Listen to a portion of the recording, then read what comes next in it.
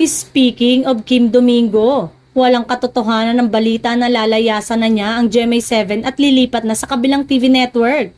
In fact, may bagong seryeng gagawin ng kapuso sexy actress sa GMA next year. She will be joining Ruru Madrid and Kylie Padilla sa GMA News and Public Affairs show na To The One I Love. Una sa lahat, masaya ako kasi nalilinya ako sa mga ganitong klaseng mga proyekto like yung mga light, comedy kasi mas gusto ko na gumawa ng mga ganong klaseng project like yung mga pa-sexy role. Kaya happy ako, sabi ni Kim sa panayam ng GMA.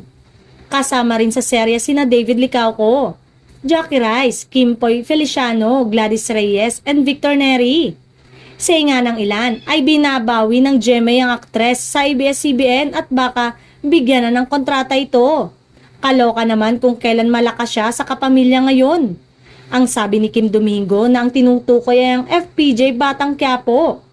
Hindi pa rin ako makapaniwala na napasama ako sa show. Very unexpected kasi kung bakit ako napasama. At magandang experience daw na open na ngayon ng mga network na ipahiram ang kanilang mga artista na lumabas sa mga programa, sabi ni Luis, na tama rin naman lalo na sa mga hindi nabibigyan ng regular show.